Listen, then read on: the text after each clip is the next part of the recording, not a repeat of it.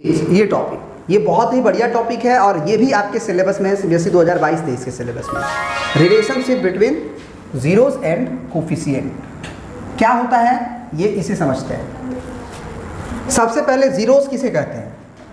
आपका जो पोलिनोमियल हुआ करता था ax square plus bx plus c, क्योंकि हम relationship between zeros and coefficient of a quadratic polynomial heading डाल दीजिएगा, of a quadratic polynomial. Quadratic polynomial का जो जीरो होता है पोलिनोमियल आप लिख लीजिएगा। तो x square plus B x plus C equal to zero, जहाँ A not equal to zero होता है। तो जब इसको अभी हम लोग सॉल्व कर रहे थे, चाहे किसी भी तरह का क्वेश्चन हुआ करता था, x square minus 8x plus 12, इसको जब जीरो इक्वेट करके सॉल्व कर रहे होते थे तो एक्स का दो वैल्यू आया करता था, एक मान लेते हैं अल्फ़ा और एक मान लेते हैं बीटा। इस केस में तो अल्फ़ा का वैल्यू 2 है और बीटा का वैल्यू 6 है, क्योंकि x का वैल्यू अलग अलग क्वेश्चन में अलग अलग आएगा। हमारे पास तो यही क्वेश्चन है, तो हम ये कह सकते हैं कि x square plus B x plus c में दो जो x का वैल्यू आया उसमें एक x को मान लेते हैं वैल्यू अल्फ़ा और एक x को मान लेते हैं बीटा। तो हमें यहाँ पे जो रिलेशनशिप बनाना है वो किसके किसके बीच में? Zeros and coefficient. तो जीरोस हम बोलते हैं x का वैल्यू अल्फ़ा और बीटा को। अल्फ़ा बीटा हमारा जीरोस होता है और कोफिशिएंट क्या होता है हमारा? कोएफिशिएंट, तो वो होता है A B C. X square का कोफिशिएंट, एक्स का कोफिशिएंट कांस्टेंट टर्म, और अल्फ़ा बीटा क्या होता है? जीरोस होता है। तो हमें अल्फ़ा बीटा और ए बी सी में रिलेशनशिप लाना है कि वो रिलेशनशिप क्या होगा। इसको प्रूफ के साथ रिलेशनशिप जो है हम फटाक से लिख भी देंगे कि अल्फ़ा प्लस बीटा हो जाता है माइनस बी बाई ए और अल्फ़ा इंटू बीटा हो जाता है सी बाई ए। लेकिन ये आया कहाँ से, इसको भी जानना जरूरी है। यानी कि सम ऑफ जीरोस होता है माइनस बी बाई ए और प्रोडक्ट ऑफ जीरोस होता है सी बाई ए। बी कहाँ होता है? तो एक्स के कोफिशिएंट को बी बोलते हैं। ए कहाँ होता है? एक्स स्क्वायर के कोफिशिएंट को ए बोलते हैं और कांस्टेंट टर्म को सी बोलते हैं। लेकिन ये रिलेशनशिप आया कैसे, जरा इसे भी हम लोग समझते हैं, देखते हैं। सबसे पहले एकदम इनिशियल से हम आपको बता रहे हैं, ठीक है ना, समझिएगा ध्यान से। सबसे पहले अगर हम बोले कि x square plus B x plus c का एक जीरोस अल्फ़ा है और एक जीरोस बीटा है, ठीक है ना। तो ज़रा सोचो कि इसको सॉल्व करने के बाद हमारे पास जब इसको हम जीरो से इक्वेट करके सॉल्व करें तो यही दो वैल्यू आएगा।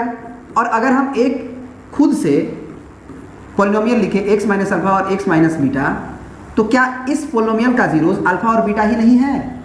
जैसे एक छोटे से एग्जाम्पल जो हम लिए थे, एक्स स्क्वायर माइनस 6x और प्लस 8x लिए थे, 8x प्लस 12 इक्वल टू 0। तो जब हम ये देखें कि इसको फैक्टराइज करेंगे तो यहाँ से तो x का वैल्यू हमारा 2 आएगा और 6 आएगा। ये हम पहले भी बोले हैं, आप फैक्टराइज करके निकाल भी देते हैं। X square minus 6x minus 2x plus 12 equal to 0। X common लिए तो x माइनस 6 माइनस 2 कॉमन लिए तो x माइनस 6 इक्वल टू 0। तो यहाँ से पता चला कि x 0 x minus 6 x 0 x minus 2। तो जरा बताओ आप हमें कि क्या हम लोग x square minus 8x plus 12 को x minus 2 into x minus 8 नहीं लिख सकते हैं? बिल्कुल लिख सकते हैं, क्योंकि जब इसका मल्टीप्लाई करेंगे तो इसी को तो फैक्टराइज करके लाए हैं, तो ये अपने आप आ जाएगा। तो अगर हमें पता चल जाए कि इसका जीरोस एक अल्फ़ा है और एक बीटा है, तो इसे हम लोग एक्स माइनस अल्फ़ा और एक्स माइनस बीटा के टर्म में लिख सकते हैं, है ना। ये बात आपको समझ में आना चाहिए। तो उसी तरह से अगर हमें पता चल गया कि इसका जीरोस एक अल्फ़ा है और बीटा है, तो इसे x minus alpha x minus beta के टर्म में लिख सकते हैं। लेकिन अगर ये हम पूरी तरह से इसे इक्वल करना चाहते हैं, पूरी तरह से इक्वल करना चाहते हैं, अगर 3 बराबर लिख दिए तो बोला जाता है पूरी तरह से इक्वल, यानी ये चीज़ और ये चीज़ पूरी तरह से बराबर होना चाह रहा है। तो सोचो कि जब इसका मल्टीप्लाई होगा तो एक्स स्क्वायर के टर्म में 1 आएगा कोफिशिएंट के रूप में, जबकि हम इधर देख रहे हैं कि एक्स स्क्वायर का टर्म का कोफिशिएंट ए है। तो हम लोग यहाँ पे 1 से मल्टीप्लाई कर देंगे तो ये पूरी तरह से इक्वल होगा, मैंने ये चीज़ और ये चीज़ बिल्कुल सेम होगा। इसका भी जीरोस हम बोले हैं कि अल्फ़ा और बीटा ही आएगा, और इसका जीरो भी देखने से आपको पता चला कि जब इसे जीरो से इक्वेट करेंगे तो ए तो जीरो होता नहीं है, हम बोले ही है ए जीरो नहीं होना चाहिए। तो ए एक नंबर है तो जीरो को उधर भेज सकते हैं, वेरिएबल होगा तो नहीं भेज सकते हैं, क्योंकि वेरिएबल जीरो भी हो सकता है। अब ए का वैल्यू 2 4 5 ही होगा, उसको जीरो को उधर भेज सकते हैं, क्योंकि ए जीरो होगा तो एक्स स्क्वायर का टर्म गायब हो जाएगा। तो ए क्यों लिखा गया? ताकि इधर का एक्स स्क्वायर का कोफिशिएंट और इधर का एक्स स्क्वायर का कोफिशिएंट सेम हो। अब ए इंटू यहाँ से आप मल्टीप्लाई करना शुरू, x का दोनों में मल्टीप्लाई, ध्यान से समझना, इस x का इन दोनों में मल्टीप्लाई, तो x का होगा तो x स्क्वायर, फिर x का बीटा में होगा तो माइनस बीटा x, फिर माइनस अल्फा का दोनों में मल्टीप्लाई, माइनस अल्फा का इसमें भी मल्टीप्लाई इसमें भी मल्टीप्लाई, तो माइनस अल्फा x है ना, क्या हो जाएगा minus alpha x, minus alpha x, minus minus plus और अल्फा इंटू बीटा, ठीक है ना। अब अगर फर्दर कैलकुलेट किया जाए तो क्या होगा जरा देखिएगा, ये हो जाएगा हमारा a x square plus B x plus c, और बराबर इधर ए तो बाहर कॉमन है रहेगा एक्स स्क्वायर, और ये एक्स का टर्म है ये एक्स का टर्म है, तो हम ये कह सकते हैं कि माइनस का एक्स कॉमन ले लेते हैं, तो यहाँ पे माइनस कॉमन है तो अंदर केवल बीटा बचेगा क्योंकि माइनस कॉमन है, माइनस कॉमन लेने से ये प्लस हो जाएगा, और अल्फा एक्स से एक्स कॉमन है तो अल्फा बचेगा, और प्लस अल्फा इंटू बीटा। तो अगर ध्यान से देखा जाए तो ये आपका ए एक्स स्क्वायर हो गया, ये प्लस बी एक्स हो गया, ये प्लस सी हो गया, बराबर अगर इसको मल्टीप्लाई किया जाए तो ये ए एक्स स्क्वायर, इसको इसमें मल्टीप्लाई किया जाए तो माइनस, और पहले हम अल्फा प्लस बीटा लिख देते हैं, और ए का मल्टीप्लाई सब में होगा तो इसमें भी होगा, ए होगा, फिर एक्स हो जाएगा, फिर plus alpha into beta into x, और सॉरी एक्स नहीं ए, अल्फा इंटू बीटा इंटू ए हो जाएगा, क्योंकि ये ए तीनों में जाके मल्टीप्लाई होगा। अब हम यहाँ पे क्या कहें कि ये पूरी बात इस पूरी बात की यदि इक्वल है तो एक्स स्क्वायर का टर्म एक्स स्क्वायर के टर्म के बराबर, एक्स का टर्म एक्स के टर्म के बराबर, और कांस्टेंट टर्म के बराबर होगा। तो हम क्या लिख देंगे कि दिस इज आइडेंटिटी। आइडेंटिटी किसे बोलते हैं, यदि वो एक्स के सारे वैल्यूज़ के लिए सही हो, तो अगर हम इसी इक्वेशन को ये लिखे हैं तो ये दोनों पूरी तरह से बराबर है, और अगर ये पूरी तरह से बराबर है तो इसे आइडेंटिटी कहते हैं। जैसे कि आपका फॉर्मूला होता है ना ए प्लस बी का होल स्क्वायर का, ये एक आइडेंटिटी होता है, आप क्लास 9th में 10th में पढ़े भी होंगे, ये आइडेंटिटी से प्रूफ करो। तो जितना भी फार्मूला है वो आइडेंटिटी होता है, क्योंकि वो ए और बी के सारे वैल्यूज़ के लिए सही होता है, ठीक है ना। तो उसी तरह से ये पूरी तरह से बराबर है, आइडेंटिटी है। तो हम लोग क्या करेंगे कि अब कंपेयर करेंगे, यानी कि अब हमारा हेडिंग होगा comparing coefficient of like terms, comparing coefficient of like terms. तो यहाँ पे हम लोग लिखते हैं कंपेयरिंग कोफिशिएंट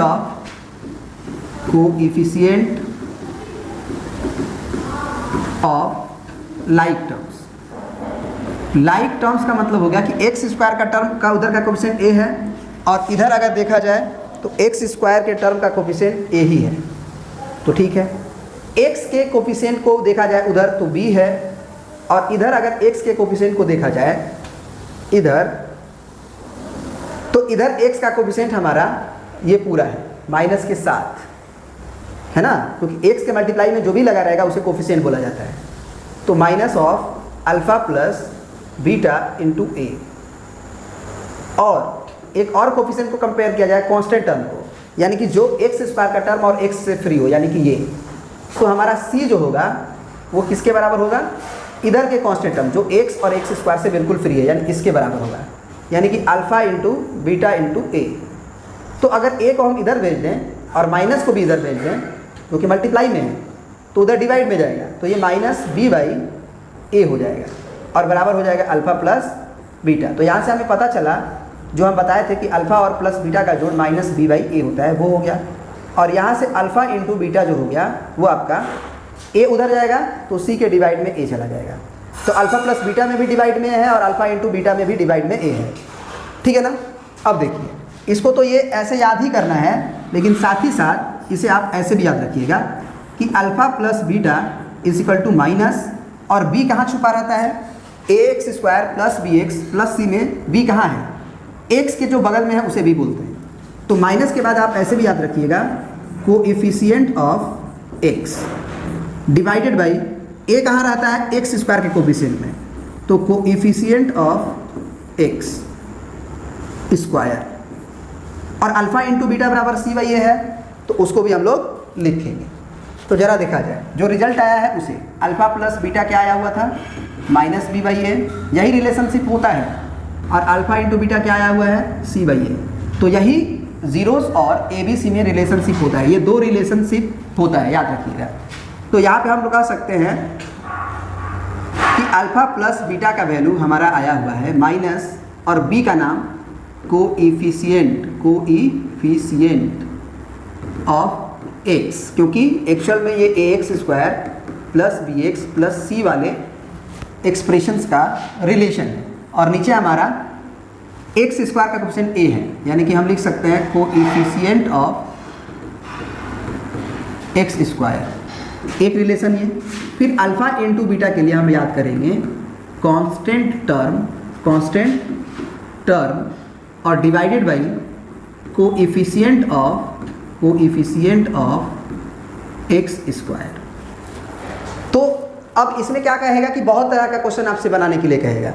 फॉर एग्जांपल हमें आप एनसीईआरटी खोल लें चाहे आर.एस. अग्रवाल खोल लें, सबसे पहला क्वेश्चन यही कहता है कि find the zeros of the following quadratic polynomial and verify the relationship between zeros and coefficient. तो मान लीजिए एक क्वेश्चन लेते हैं x square plus 3x minus 10। तो सबसे पहले बोला है कि इस क्वाड्रेटिक पोलिनोमियल का जीरोज निकालिए और उसके बाद जो रिलेशनशिप होता है जीरोज एंड कोफिशिएंट के बीच में, ABC के बीच में, वो निकालिए, वो मतलब वेरीफाई करिए। तो सबसे पहले जीरोज निकालना है तो उसे जीरो से इक्वेट कर देंगे, 10 को फैक्टराइज करेंगे, 2 गुने 5 आएगा, 5 में लगा देंगे प्लस और 2 में लगा देंगे माइनस, x जोड़ देंगे, तो ये हो जाएगा x square plus 5x minus 2x minus 10 equal to 0। इनमें क्या कॉमन, तो x कॉमन, तो ये बच गया x प्लस 5। इनमें क्या कॉमन, -2 कॉमन, क्या बचा x, और अगर माइनस कॉमन है तो प्लस, और ये 2 5 या 10 इक्वल टू 0। तो यहाँ से आया हमारा एक x प्लस 5 और एक हो गया x माइनस 2। तो यहाँ से जब इसको 0 करेंगे तो x प्लस 5 बराबर 0, और इसको 0 करेंगे तो x माइनस 2 बराबर 0। तो x का वैल्यू आया -5 और x का वैल्यू आया 2। इसी x के वैल्यूज़ को अल्फ़ा और बीटा बोला जाता है। तो एक अल्फ़ा का वैल्यू हो गया -5 और बीटा का वैल्यू हो गया 2, ठीक है ना। अब हमको चेक करना है रिलेशनशिप, है ना। तो अब लिख देंगे relationship between zeros and coefficient of quadratic polynomial. क्या होता है, तो सबसे पहले अल्फा प्लस बीटा बराबर -b/a होता है। तो अल्फा की जगह पे -5 प्लस बीटा के जगह पे 2 बराबर माइनस b किसको बोलते हैं, तो ABC तो आप पहले ही पहचानने सीख जाइए। ये जो टर्म होता है उसी में a और b और c छुपा रहता है, याद होगा। a किसको बोलते हैं, कोफिशिएंट ऑफ एक्स स्क्वायर। तो यहाँ से a बराबर आपका एक्स स्क्वायर के कोफिशिएंट में कुछ नहीं है तो 1 मान लेंगे। b आपका x का कोफिशिएंट में +3 है तो 3 हो जाएगा, और c आप 10 मत बोलिएगा क्योंकि -10 है, साइन के साथ बोला जाता है।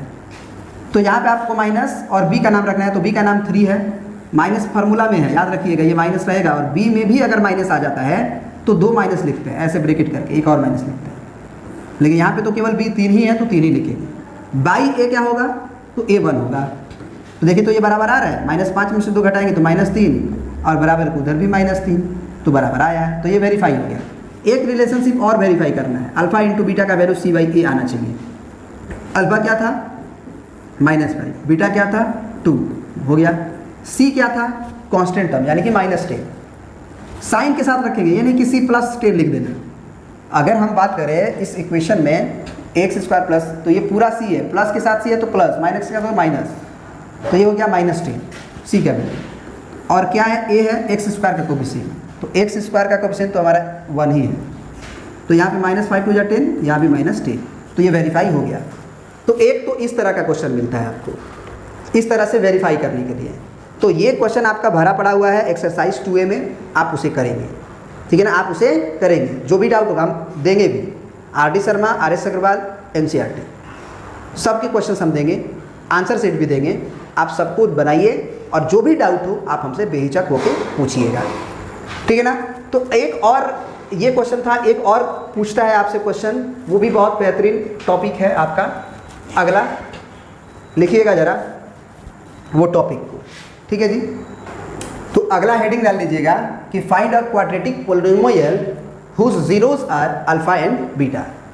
यानी कि अगर आपको जीरोज दे दिया जाए और पूछा जाए कि क्वाड्रेटिक पोलिनोमियल क्या होगा, उसे समझना है। 2 तरीका है।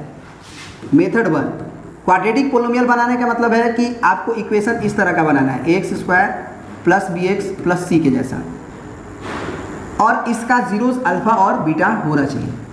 तो ज़रा सोचो कि तुम्हारा जो इंटायर एक्सप्रेशन है वो तो इसी तरह का होता है, x square plus B x plus c, लेकिन अभी हमें दो जीरोस दिए गए हैं, वो अल्फ़ा बीटा दिए गए हैं। तो क्या करें, कैसे लिखें? तो उसके लिए तरीका क्या होगा? सबसे पहले अगर मान लो हम ए कॉमन ले लेते हैं तो यहाँ क्या बचेगा, एक्स स्क्वायर। ए तो कॉमन है नहीं, तो बी के डिवाइड में हमें ए लिखना पड़ेगा ताकि इसको मैनेज करें, मल्टीप्लाई हो तो ए कट जाए, बी एक्स आ जाए। सी में भी ए कॉमन नहीं है तो सी बाई ए लिखना पड़ेगा। अब ज़रा याद करो कि ए इंटू एक्स स्क्वायर, इसे हम प्लस को 2 बार माइनस ऐसे करके लिख सकते हैं ना। अब सर ऐसा क्यों कर रहे हैं? तो हम कहेंगे कि एक रिजल्ट हमें मालूम है। अब देखिए, हमने बोला कि हमने एक रिजल्ट पढ़ा था, याद करिएगा आप लोग, एक था alpha plus beta equal to minus b by a, इसीलिए एक और रिजल्ट था अल्फ़ा इंटू बीटा बराबर सी बाई ए। तो ज़रा सोचो कि माइनस बी बाई ए के जगह पे क्या हम लोग अल्फ़ा प्लस बीटा लिख सकते हैं? बिल्कुल लिख सकते हैं। तो यहाँ हो गया हमारा अल्फ़ा प्लस बीटा, क्योंकि ये माइनस बी बाई ए आता है, प्लस सी बाई ए की जगह पे हम लिख सकते हैं अल्फ़ा इंटू बीटा। तो ये हमारा क्वाड्रेटिक पोलिनोमियल हो गया जिसका जीरोस अल्फ़ा और बीटा दिया गया है। तो यही हमारा, इसको आपको याद भी रखना है। क्या लिखेंगे? This is quadratic polynomial whose zeros are alpha and beta. तो ये फार्मूला की तरह आपको याद करना है। इसमें क्वेश्चन कैसे आएगा? जैसे आपको क्वेश्चन बोला इसमें ऐसे कि find a quadratic polynomial whose zeros are 2 and 3, whose zeros are 2 and 3। तो zeros are 2 and 3 का मतलब कि अल्फा का वैल्यू 2 और बीटा का वैल्यू 3। तो आपको क्वाड्रेटिक पोलिनोमियल बनाना है जिसको सॉल्व करके हम जब निकालें तो 2 जीरोस अल्फ़ा और बीटा आए, वो 2 और 3 आए। तो उसके लिए अब फार्मूला क्या हो गया, a into x square minus alpha plus beta into x plus alpha into beta. यही हुआ ना, आप देख सकते हैं यहाँ पे, a into x square minus alpha plus beta plus alpha into beta. ये ए को आप नहीं भी लिखेंगे तो भी आपका आंसर सही है। मतलब आप x square minus alpha plus beta, ये एक्स छूट गया एक्चुअली, एक्स लिखना है हमें, एक्स और प्लस अल्फ़ा इंटू बीटा, ये भी रहेगा, ये भी यही क्वाड्रेटिक पोलिनोमियल है। मतलब आप ए को लिख भी सकते हैं, नहीं भी लिख सकते हैं, उससे हमारे पोलिनोमियल में के जीरोस निकालने में कोई फ़र्क नहीं पड़ता है। तो अगर हमको अल्फ़ा का वैल्यू 2 दिया और बीटा का वैल्यू 3 दिया है तो हम अल्फ़ा प्लस बीटा अलग से निकाल सकते हैं, दोनों को जोड़ सकते हैं। कितना होगा, 2 + 3 होगा, और अल्फ़ा इंटू बीटा भी अलग से निकाल सकते हैं, वो कितना होगा, 2 × 3 होगा। तो ये हो गया 3 × 2 = 5 और ये हो गया 3 × 2 = 6। तो ये हो गया a into x square minus alpha plus beta की जगह पे हम लिख देंगे 5 into x plus alpha into beta का वैल्यू आया हुआ है 6, तो ये हो गया। तो ये भी आंसर लिखा जा सकता है, या सिर्फ x square minus 5x plus 6 भी लिखा जा सकता है। ये ऐसा क्वाड्रेटिक पोलिनोमियल है जिसको अगर आप सॉल्व करोगे तो x का 2 वैल्यू 2 और 3 ही आएगा, ठीक है ना। तो आपको जीरोस दे के आपसे क्वाड्रेटिक पोलिनोमियल पूछा जा सकता है, उसके लिए आपको ये बेहतर फार्मूला आपको याद रखना है। और इसमें बाद में हम ये जो ए बाहर रहता है उसको नहीं भी लिखेंगे तो भी हो जाएगा। ये भी आंसर है और ये भी आंसर है। ए का वैल्यू कुछ भी रख सकते हैं बस सिवाय 0, ए 0 नहीं होना चाहिए। तो यहाँ बगल में लिख भी देंगे कि ए ≠ 0, क्योंकि ए 0 होगा तो एक्स स्क्वायर का टर्म को ही खा जाएगा। तो फिर 2 जीरोस कैसे आएंगे? तब तो ये खत्म हो गया तो केवल 1 जीरोस आ जाएगा, और वो भी इसके बराबर नहीं भी हो सकता है, इस जीरोस के बराबर नहीं भी हो सकता है, ठीक है ना। आई होप कि ये बातें समझ गए। तो ये तो मेथड 1 रहा, यदि आपको फार्मूला याद रहे तब। अगर आप फार्मूला भूल जाओ उस केस में हम कैसे क्वाड्रेटिक पोलिनोमियल बनाएंगे जिसका 2 जीरोस हमें दिया गया है? उसका क्या तरीका है? हमें x बराबर अल्फा दिया रहेगा और x बराबर बीटा दिया रहेगा, 2 जीरोस दिया रहेगा ना। तो जरा सोचो कि क्या हम अल्फा को इधर भेज लें, यानी कि x माइनस अल्फा कर लें, और बीटा को भी इधर भेज लें, x माइनस बीटा कर लें, और इंटू करके 0 कर दें, तो क्या जीरोस हमारा अल्फा बीटा नहीं आएगा? बिल्कुल आएगा, क्योंकि इसी को तो 0 और इसको 0 किए थे, तो इसको सॉल्व करेंगे तो x बराबर अल्फा, इसको सॉल्व करेंगे तो x बराबर बीटा आएगा। फॉर एग्जाम्पल कि अल्फा और बीटा का वैल्यू हम 2 और 3 लिए थे, तो हम ये बोल सकते हैं कि हमारा 1 जीरोस 2 है और 1 जीरोस 3 है, तो x - 2 इंटू x - 3 ये कर दें मतलब मल्टीप्लाई कर दे दोनों को, RHS को इधर खींच के, तो उसका जीरोस तो 2 और 3 ही आएगा, क्योंकि इसको जब 0 से इक्वेट करेंगे तो x बराबर 2 x बराबर 3 ही आएगा। तो ये भी तो क्वाड्रेटिक पोलिनोमियल है, बोलो। और ये क्वाड्रेटिक पोलिनोमियल है अगर, तो बस इसको मल्टीप्लाई करने का देर है। तो इसको मल्टीप्लाई करेंगे तो x का मल्टीप्लाई दोनों में होगा, इसमें भी इसमें भी। तो x में x का मल्टीप्लाई करेंगे x स्क्वायर, माइनस x का 3 में मल्टीप्लाई करेंगे माइनस 3x। फिर आपको मल्टीप्लाई करना होगा किस चीज़ का, तो -2 का। तो -2 का दोनों में करिए, तो -2 का x में करेंगे तो -2x, क्या आएगा -2x। और -2 का -3 में करेंगे तो माइनस माइनस प्लस, और 3 2 6। अब इसको जोड़िए तो x स्क्वायर -3x -2x जुड़ जाएगा तो -5x प्लस 6। जरा देखिए इस क्वाड्रेटिक पोलिनोमियल को और इस क्वाड्रेटिक पोलिनोमियल, सेम ही तो है। तो अगर जो मेथड आपको समझ में आए उसे कर सकते हैं, है ना। अब देखिए एक और क्वेश्चन ले लेते हैं जरा, कि मान लीजिए कि एक क्वाड्रेटिक पोलिनोमियल हमारा है जिसका जीरोस जो है हम आपको दे रहे हैं x बराबर, मतलब 2 जीरोस दे रहे हैं, x बराबर 1 दे रहे हैं आपको -3, और 1 दे रहे हैं x बराबर 5। इसका आपको बनाना है क्या, क्वाड्रेटिक पोलिनोमियल। तो एक तो तरीका है कि x square minus alpha plus beta into x और प्लस अल्फा इंटू बीटा, और a के साथ मल्टीप्लाई कर भी सकते हैं, नहीं भी कर सकते। तो ये हो जाएगा x स्क्वायर माइनस अल्फा की जगह पे -3 प्लस बीटा की जगह पे 5 इंटू में x plus alpha into beta हो जाएगा -3 इंटू में 5। तो ये हो जाएगा x स्क्वायर, और ये हो जाएगा प्लस में 2x, और यहाँ -5 3 15। बन गया क्वाड्रेटिक पोलिनोमियल। बराबर जीरो नहीं देते हैं, क्योंकि पोलिनोमियल में बराबर जीरो नहीं होता है, इक्वेशन में बराबर जीरो होता है। तो क्वाड्रेटिक इक्वेशन नहीं बोल के ये पोलिनोमियल बोला है, इसीलिए यही हमारा आंसर हो जाएगा। मेथड 2 क्या था, कि अगर x बराबर -3 एक जीरोस है और x बराबर 1 5 आया है, तो ये कैसे आया होगा, अगर x प्लस 3 फैक्टर में रहा होगा और x -5 फैक्टर में रहा होगा, तभी ना इसको जीरो किए होंगे तो x बराबर -3 आया होगा, और इसको जीरो किए होंगे तो x बराबर 5 आया होगा। तो ये भी क्वाड्रेटिक पोलिनोमियल हो गया। अब इसको मल्टीप्लाई करेंगे बारी बारी से, तो x में x का करेंगे तो x स्क्वायर, फिर x का 5 में करेंगे तो -5x, फिर 3 का x में करेंगे तो +3x, और फिर 3 का -5 में करेंगे तो -5 3 15। तो ये क्या आएगा, x स्क्वायर दोनों को जोड़ा जाए तो -2x और -15। आई होप कि आप अच्छे से समझे होंगे। ये गड़बड़ हो गया क्या, अच्छा ये यहाँ पे हम लोग गड़बड़ किए हैं, यहाँ पे बेहतरीन गड़बड़ है। 5 में से 3 गया तो 2 आया प्लस में, लेकिन ये माइनस तो उसे माइनस ही रहने देगा ना, ठीक है ना। तो अब सही है, अब ये सही है। आई होप कि आपने दोनों मेथड को अच्छे से समझा होगा। तो पूरी तरह से आपका ये टॉपिक जो है वो हम लोग ख़त्म कर दिए हैं, ठीक है ना। पूरी तरह से ये टॉपिक को हम लोग कंप्लीट कर दिए हैं। अब आपको क्वेश्चंस बनाना है, और एक वीडियोस हम क्वेश्चन का भी लेंगे। फॉर एग्जांपल एक क्वेश्चन हम आपको लेते हैं जो बेहतरीन है, और वो क्वेश्चन नंबर हम 20 ले लेते हैं, ठीक है जी। अब देखिए RS अग्रवाल का एक क्वेश्चन नंबर 20 है, जो पेज नंबर 53 में है। पेज नंबर 53 में ये अक्सर बच्चे क्वेश्चन पूछते हैं। कह रहा है कि 2/3 and -3 are the zeros of the quadratic polynomial ax square plus 7x plus b, then find the value of a and b। जरा सोचो कि ये जो दोनों दिए गए हैं वो अल्फा और बीटा ही तो दिए गए हैं, जीरोस हैं तो। और क्वाड्रेटिक पोलिनोमियल तुम्हें क्या दिया है, x square plus 7x plus b। तो अगर हम इसे कंपेयर करें इससे x square plus bx plus c से, तो a का काम तो हमारा a ही कर रहा है, लेकिन b का काम हमारा 7 कर रहा है, और c का काम एक्चुअली b कर रहा है, क्योंकि कांस्टेंट टर्म जो x और x स्क्वायर से फ्री है वो b ही है, तो c अभी हमारा b है।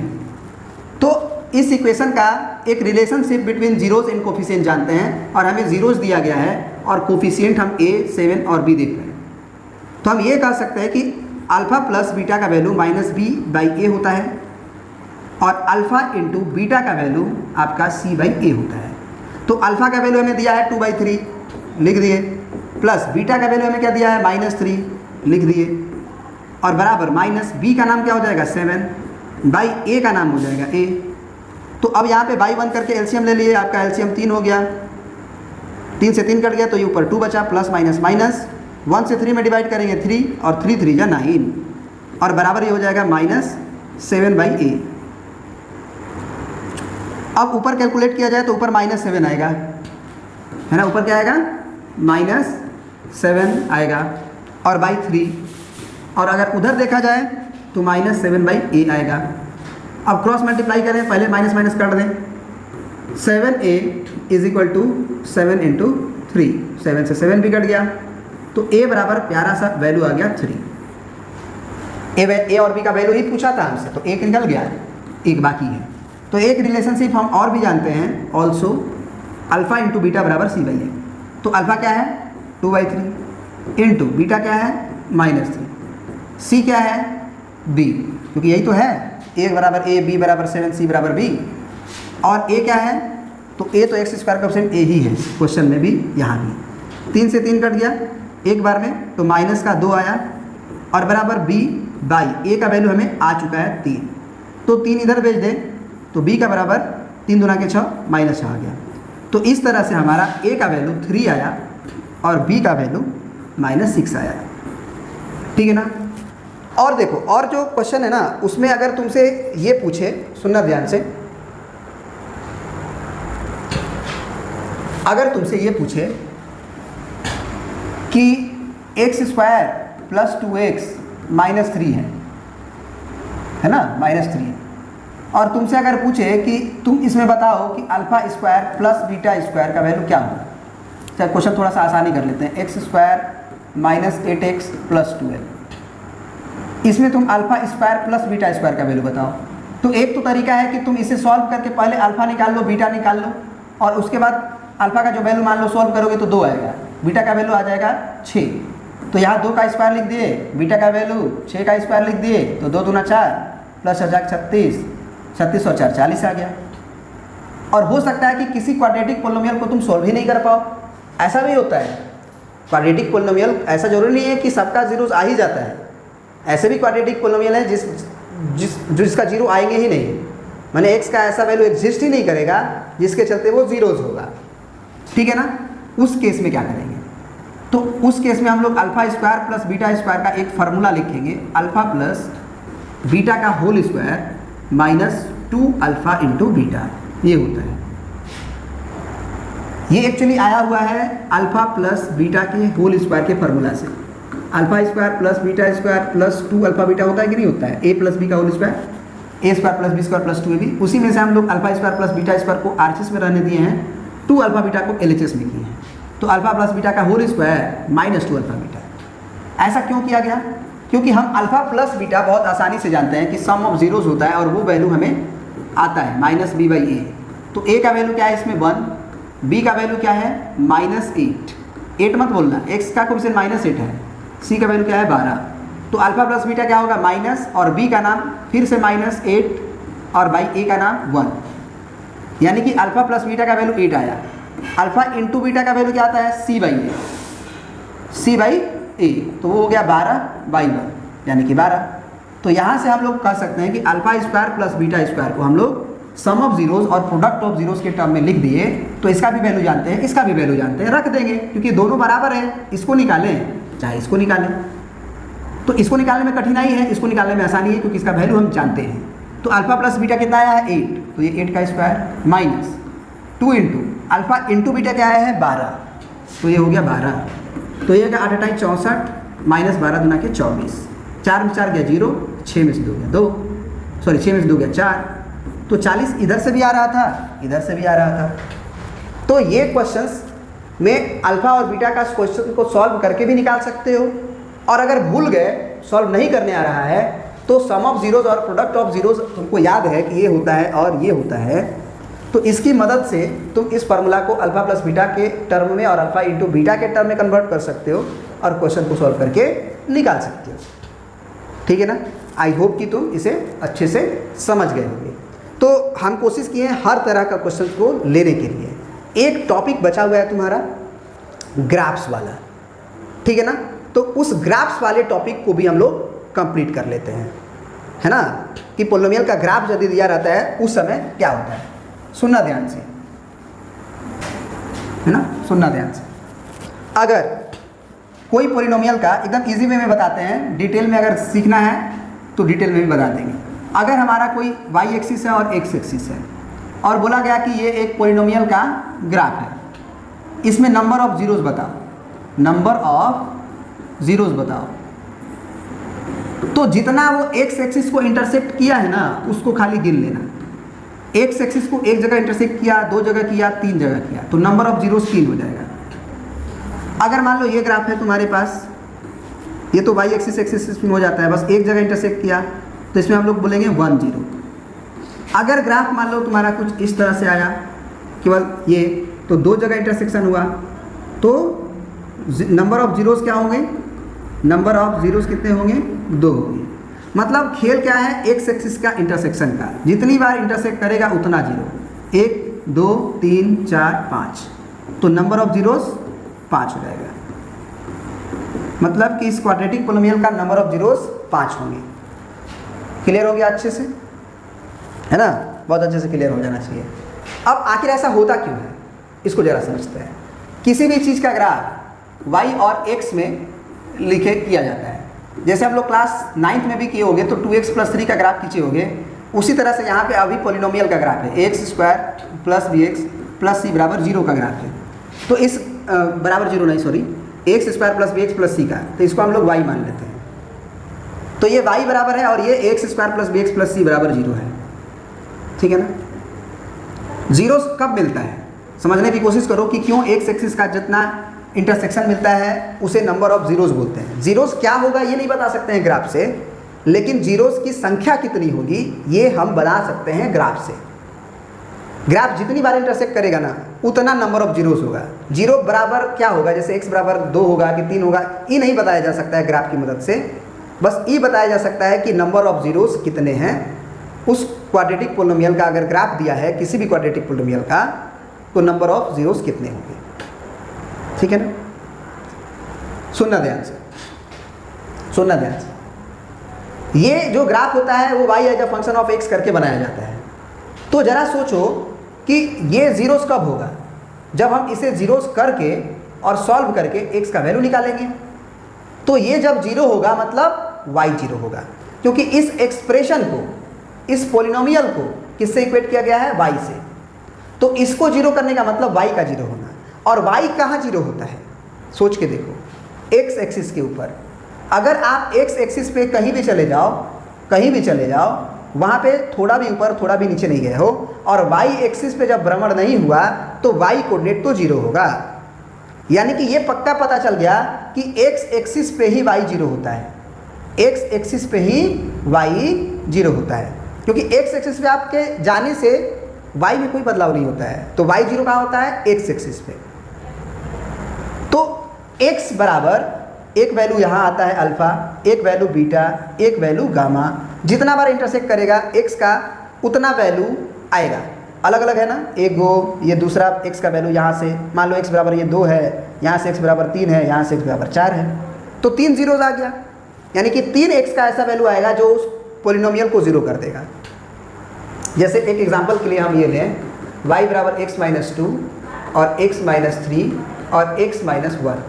तो यहाँ से हमें ये पता चल रहा है कि x बराबर 1, x बराबर 2 और x बराबर 3 इस पॉलिनोमियल का जीरोस है।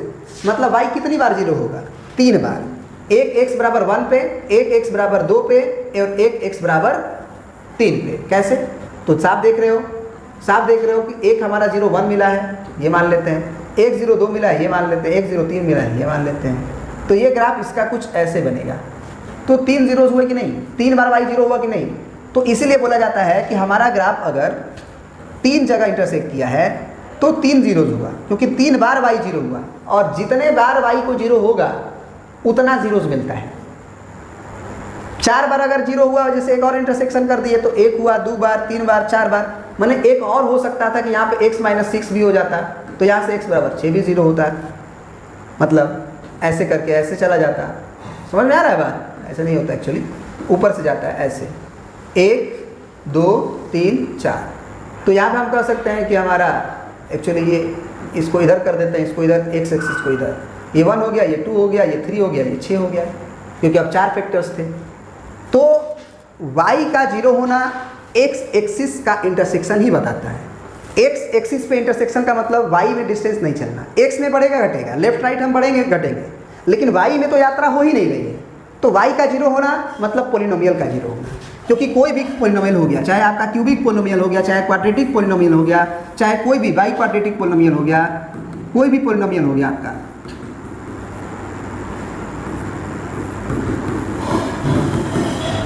इसको वाई माना जाता है। और इसको जीरो होने का मतलब आपका जीरोस निकलता है, तो इसको जीरो से इक्वेट करके जो एक्स का वैल्यू आता है वही जीरो कहलाता है। तो ये जीरो होना मतलब वाई जीरो होना, और वाई जीरो कहाँ होता है? एक्स एक्सिस पे। इसीलिए जब एक्स एक्सिस को इंटरसेक्ट किया जाता है, एक्स एक्सिस को जब इंटरसेक्ट किया जाता है तो वो जीरोस होता है। तो इसीलिए मात्र आप एक्स एक्सिस का इंटरसेक्शन को काउंट करना कि कितनी बार हुई है, जितनी बार एक्स एक्सिस पे इंटरसेक्शन हुआ है उतना जीरो होगा। वाई एक्सिस के इंटरसेक्शन को मत गिनना, वाई एक्सिस के इंटरसेक्शन को मत गिनना, यहाँ पे वाई को मत गिनना कि यहाँ 1, यहाँ 2, यहाँ 3, यहाँ 4, यहाँ 5, ऐसे नहीं, केवल और केवल एक्स एक्सिस के इंटरसेक्शन को, मतलब 1, 2, 3, 4। तो आई होप कि ये बहुत अच्छे से समझ में आ गया होगा। अब हम लोग NCERT, RS अग्रवाल और RD शर्मा के क्वेश्चंस को स्क्रीन पे प्ले करेंगे। आप स्क्रीनशॉट लीजिएगा और क्वेश्चन बनाइएगा। जो क्वेश्चन में डाउट होगा हम पेज नंबर के हिसाब से बना देंगे, page number 1, page number 2, page number 3। जो पेज नंबर का जिस क्वेश्चन में डाउट होगा आप कमेंट में भेजें, उसका सोल्यूशन हम लोग करेंगे, ठीक है ना। क्योंकि आप भी जानते हैं कि देयर आर मेनी क्वेश्चंस, और सबको क्वेश्चन बनाने लगे तो आपको जो क्वेश्चन आता है उसको देख के वीडियो क्या करोगे, टाइम पास हो जाएगा तुम्हारा, बर्बाद होगा टाइम। तो जो क्वेश्चन तुम्हें डाउट है उसको भेजना, 2, 4 दिन, 5 दिन, 10 दिन के बाद जब डाउट्स पूरे आ जाएंगे मेरे पास तो उसका एक वीडियोस बना देंगे। कभी भी आप वीडियो कभी भी देखो, अगर वो डाउट होगा तो उसका जो भी डाउट आप पूछोगे उस वीडियो के डिस्क्रिप्शन में हम उसका लिंक डाल दिया करेंगे। जैसे कि वीडियो तो आज बन रहा है, लेकिन बहुत बाद में भी क्वेश्चन बच्चे पूछ सकते हैं। तो अगर वो क्वेश्चन कमेंट में आया तो उस क्वेश्चन का, पार्टिकुलर क्वेश्चन का वीडियो बना के उसका लिंक डिस्क्रिप्शन में उसी वीडियो में डाल देंगे, आप जाके देख सकते हो, ठीक है ना। तो चलिए अब हम लोग क्वेश्चंस को प्रिंट कराते हैं आपको सबके। अब देखिए, आप बारी बारी से सब बुक के क्वेश्चंस को लिख लेंगे, स्क्रीनशॉट ले लेंगे और क्वेश्चंस जरूर करेंगे, और जो प्रॉब्लम होगा पूछेंगे। NCERT का सबसे पहले एक्सरसाइज 2.1, उसका आंसर ये बगल में। फिर एक एक्सरसाइज 2.2 भी है आपके CBSE 2022-23 के सिलेबस में, उसका एक्सरसाइज ये और आंसर शीट ये है। अब आ जाते हैं हम लोग RS अग्रवाल के क्वेश्चन में। RS अग्रवाल एक्सरसाइज 2A का क्वेश्चन 1 से लेके 19 तक है, और इसका आंसर शीट आपका इधर 20 तक भी है ना। 1 से लेके 20 तक क्वेश्चन है, आंसर शीट यहाँ पे है, आप स्क्रीनशॉट ले सकते हैं। फिर आगे बढ़ जाते हैं, RD शर्मा का एक्सरसाइज 2.1, 1 से लेके 5 तक के क्वेश्चंस का आंसर, 1 से लेके 5 तक का देख लीजिएगा। अब आ जाइए, इसका 6 से लेके 13 तक का क्वेश्चन, उसका पूरा आंसर है। फिर 13 के बाद का क्वेश्चन देखिए, 13 के बाद से लेके 20 तक के क्वेश्चन, और ये रहा आंसर। तो इस तरह से आपका कंप्लीट होमवर्क हो जाता है, और हम उम्मीद करते हैं कि आप बहुत अच्छे से पेन कॉपी लेके उसे सॉल्व करेंगे और बनाएंगे। वीडियो अगर आपको पसंद आता है अपने दोस्तों के पास ज़रूर शेयर करिएगा। कोई वीडियो में अगर आपको लग रहा है कमी है तो आप कमेंट सेक्शन में बेहिचक भेजिएगा, उसको नेक्स्ट वीडियो में सुधारा जाएगा। वैसे हम कोशिश करते हैं कि हर चीज़ आपको दिया जाए, कोई भी टॉपिक का कॉन्सेप्ट हो या फिर आपका बुक्स का कोई क्वेश्चन हो, आपको कोई भी नहीं छूटे। तो लेकिन फिर भी अगर आपको लगता है कि सर ये वाला पॉइंट आप मिस कर रहे हैं, ये वाला पॉइंट बता दीजिए, जो भी चीज़ आपको प्रॉब्लम हो आप एकदम अपना समझें हमें और कमेंट करें, बिल्कुल उसको सुधारा जाएगा। बहुत बहुत धन्यवाद आपका। लाइक, शेयर और कमेंट बिल्कुल न भूलिएगा। Thanks for watching, thank you.